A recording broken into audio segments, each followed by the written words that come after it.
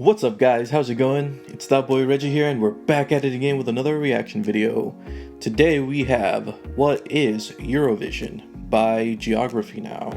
So I'm about to embark in a new journey. We're about to see or react to all these Eurovision finalists. But I felt like I still didn't really know much about Eurovision. So I was like, hey, why not watch this and see what's up. So yeah, join me guys as we find out what is Eurovision exactly. Let's go. Hey everybody, so the next few scripts are almost done being written. We're going to film this week, so that means this is round 2 of Filler Week. I asked you guys on Facebook, Twitter, and Instagram what are some topics you would like me to cover on Filler Week. Last one was the World Cup, and this time it's going to be, by popular demand, Eurovision. By the way guys, I have a little bit of a list because I'm straightening my teeth with aligners. Like that. This is what I'm using. I remember the first time I was introduced to Eurovision was in 2014 when I visited Denmark, and back then they were actually hosting Eurovision. I had no idea what it was, and then when I saw it, I was like, wow, this is a big deal out here. So today we answer the question, what is Eurovision? Explained by the perfect candidate, me. See, that's how I felt. Like I had never really heard of Eurovision. Like the only other time I heard of it was that one time I reacted to the video by the Common Linnets, I think. And yeah, that was it. Like that was the only other time I had heard of Eurovision. I didn't really know it was that big of a deal. And then I remember I Googled it like yesterday because I was like, how many, like there can't be that many songs, right? Or that many winners. And I was wrong. There's 67 winners, 67 years. Bro, what? But anyway, yeah, let's keep going.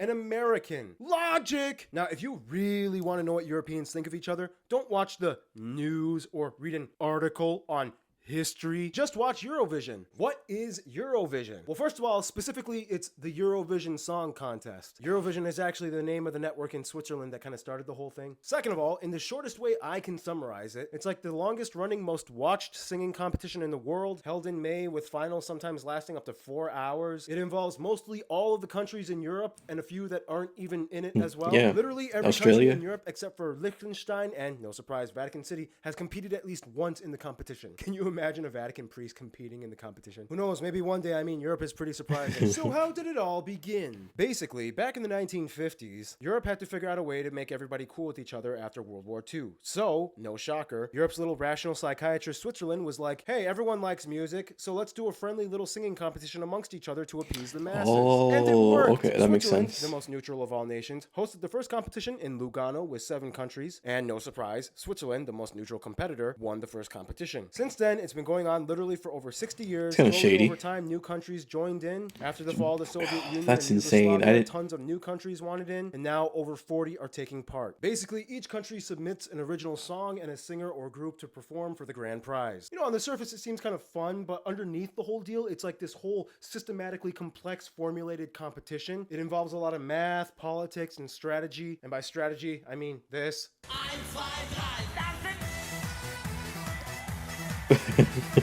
The rules are always changing because they always find new problems, but for one, you get 3 minutes to sing and you can choose whatever language you want. However, recently a lot of people have just chosen to sing in English. Belgium once trolled everybody by singing in a fake language twice. That's cool though. And for some reason, hey, she has a clarinet. Swahili. Now, because they are the biggest financial contributors, there are 5 countries that automatically qualify for the final every year. They are France, Germany, Spain, UK, and Italy. Now, you might think because these countries automatically qualify, that might be unfair. So to make up for it, these countries usually send in singers that like deliberately suck so they can kind of make up for the advantage.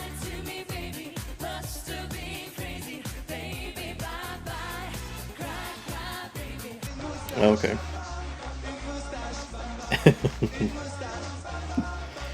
Yo, his hair though.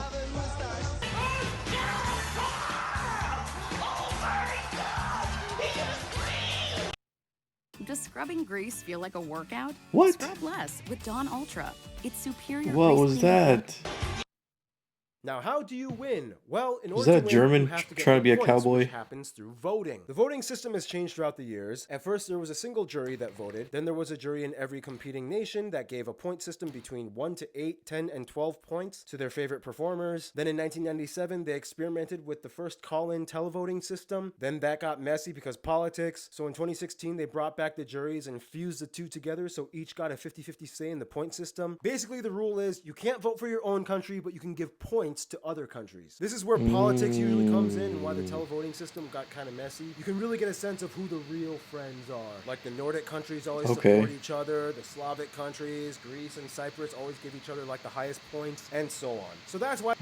That makes so much sense. I remember like in one of the, I think in the Common Linnets reaction I did, you guys were saying that, you know, you guys believe that the Common Linnets deserve that win, but because of politics, that other person won. I forgot who it was that won, but I was like, how is it that because of politics they lost? That doesn't make sense. But now I get it. Okay, this makes sense, and I totally see why. Like it's like it's a way to find out who like who's beefing with who. You know what I mean? Who has like problems with who? In this way, because like you know, you don't have to say, hey, I don't like you. Instead, you're just gonna be like, hey, I'm not gonna give you any points or something. Or if there's like only 2 left, and like you don't like this person, you're gonna be like, hey, I'm gonna give my points to this person. I don't know, but it makes sense. Why they had to bring the jury system back to balance things out. To this day, Ireland has the most wins at 7. Sweden comes in next Ireland, at 6. I see you. France and Luxembourg and the UK each have 5. And Sweden. The Netherlands has 4. Denmark, Israel, and Norway have 3. And Austria, Germany, Italy, Spain, Switzerland, and the Ukraine each have 2. Otherwise, when it comes to performances, pretty much anything goes. You can wear wacky costumes, use silly props, you can incorporate elements that illustrate your nation's culture or heritage, you can run around in a hamster wheel. You don't even have to use performers that are from your country. I mean, Celine Dion won in the 80s. She competed for Switzerland and she's from Canada. You can take the competition seriously or you can make a complete fool of yourself. And that's kind of the other thing that needs to be addressed. Apparently, from what I've been told, many of the countries that compete in Eurovision don't even want to win Eurovision. As in, they deliberately suck so that they can lose. Now, why would you want to lose Eurovision? Because according to the rules, the winning country of Eurovision has to host the next Eurovision. Hosting a Eurovision...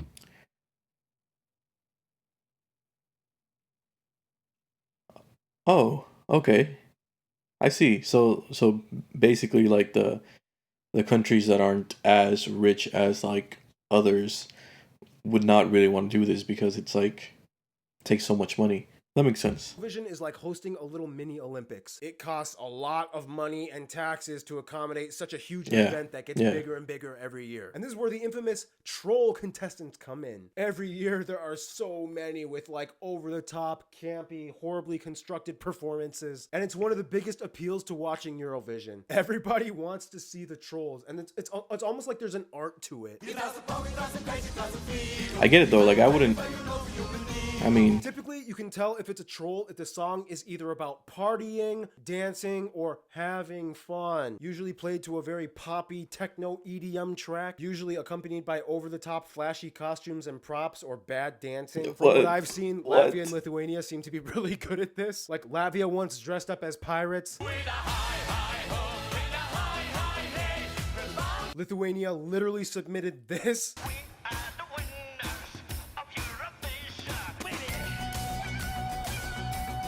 Hold on, so they submit one song and then that's it? They came in 6th place that year. You know, usually there's going to be a bunch of slip-ups and mistakes.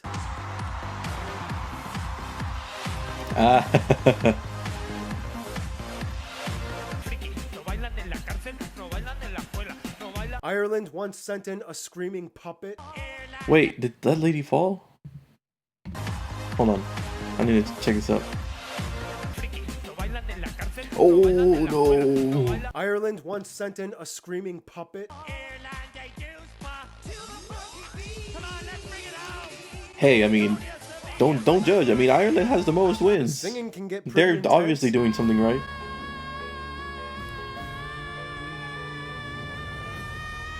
Dang. Yo. Who is this guy? And the lyrics, sometimes they're just... That guy reminds me of that one guy. I think he was Russian. I don't even know if he's Russian. But, you know, it was like the... That guy, I don't know. Genius. Hey, I don't know what you're talking about. I am enjoying this. One time Finland won with this group.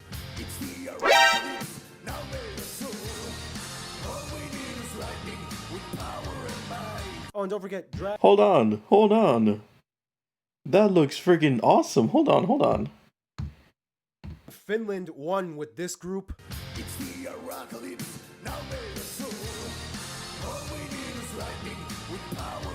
What? Oh, don't Hey, he said it like it's a bad thing. That's awesome. Who is that? Finland. I'm gonna look that up. I think that's gonna be my first reaction. I'm sorry, guys. That just looks epic.